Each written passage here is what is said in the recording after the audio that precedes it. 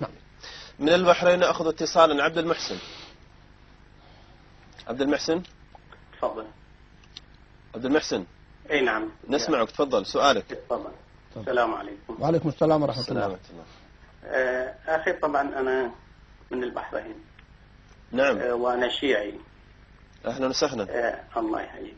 ولكن ساءني كلام الشيخ بأنه اتهم الشيعة بأنهم أعداء، أو وصف الشيعة بأنهم أعداء، وهذا غريب يعني. الشيعة في السعودية يقاربون 1,000,000، فهل الشيعي السعودي عدو أخوه السني السعودي؟ وأريد فقط أن أوضح أمر، بأن من يسب الصحابة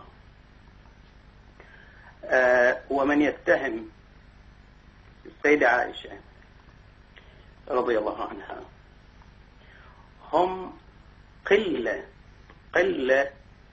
أو من يعلن هذا هم قلة. لو في العالم الإسلامي أكثر من 30 مليون شيعي، كم هم الذين يسبون الصحابة؟ الذين يسبون الصحابة وتنشر تسجيلاتهم هم معدودين على الأصابع. والذي يوجد في الكتب يا عبد المحسن؟ عزيزي، هذا أيضا من مئات الآلاف من علماء الشيعة يعتبرون قلة. واتهام السيدة عائشة ليس جديد.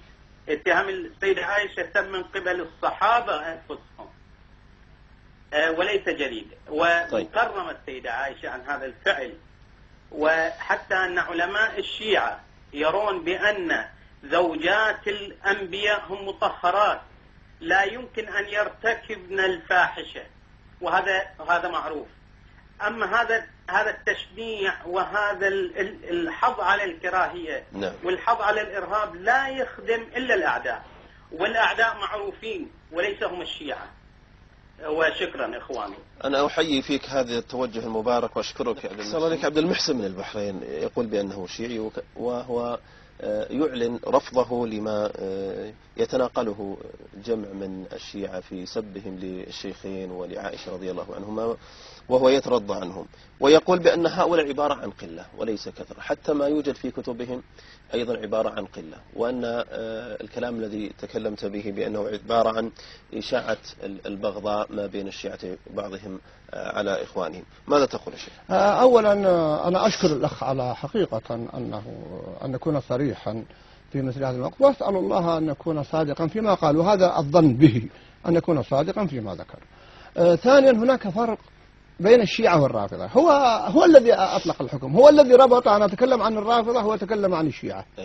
الرافضة هم الذين يسبون صحابة النبي صلى الله عليه وسلم، فيطلق عليه رافضة أي رافض الصحابة. الشيعي هو الذي يقدم علي رضي الله تعالى عنه، يحب علي على بقية الصحابة، وهذا خطأ طبعا. لا شك أن عمر رضي الله تعالى، أن أبا بكر رضي الله تعالى عنه وعمر ومن بعدهم أولى وأقدم مع مكانة علي رضي الله تعالى. هذا يقال عنهم الشيعة، وأيضا خطأ موقفهم، لكن ليسوا كالرافضة. هذه مسألة باختصار، وإلا الموضوع يستطيع. أخطأ الأخ في عبارة عظيمة جدا، قال حتى الصحابة يتهمون عائشة. أعوذ بالله، من الصحابة الذين اتهموا عائشة؟ الذين اتهموا عائشة هم المنافقون كما بين الله في سورة. أما الثلاثة الذين سترت منهم بعض الأحكام أقيم عليهم حد القذف. من يقيم الآن حد القذف على هؤلاء الرافضة الآن الذين يسبون عائشة ويتهمونها صباح مساء؟ هؤلاء ثلاثة تابوا إلى الله جل وعلا، أقيم عليهم حد القذف وتابوا إلى الله جل وعلا وصدقت توبتهم. هؤلاء الثلاثة من الصحابة. أما المنافقون إن الذين جاءوا بالإفك عصبة منكم لا تحسبوه شر لكم بل هو خير لكم، لكل امرئ منهم ما اكتسب من إثم. فأقول الأخ يتوب إلى الله أن يقول الصحابة كانوا يتهمون عائشة. لا، الصحابة لم يتهموا عائشة رضي الله عنها. خطأ يقع كما يقع من أي بلد، بل قد ربما يقع بعض المسلمين في الزنا ويأخذ حده ويأخذ حقه ويتوب إلى الله. إن أتاب التوبة لو تاب صاحبه لغفر له. وماعز رضي الله تعالى عنه فرجم. لكن هؤلاء من يرجمهم الحقيقة؟ من يقيم عليهم الحد؟ فالأخ أخطأ في هذه العبارة فقل يتوب إلى الله جل وعلا. أما دعوة إشاعة الكراهية، من الذي أشاع الكراهية؟ هم الذين يشيعون الكراهية حقيقة، هم الذين يثيرون البغضاء. الآن يثيرون هذه القضية، بينما لماذا لم نجد إذا كان صادقا هذا الأخ؟ أقول أين الشيعة الذي يقول لا يسبون الصحابة؟ أين مظاهراتهم ضد الذين يسبوا الصحابة؟ لأسلم للأخ بقول إن الشيعة لا يسبون الصحابة. طيب أين مواقفكم من الذين سبوا الصحابة؟ أين غضبتكم التي رأيناها على الشيخ العريفي ممن أنت تعترف؟ أقول له الأخ عبد المحسن أنت تعترف الآن أن هناك من يسب الصحابة ويتهم عائشة وهم قلة، وهو يقول قلة.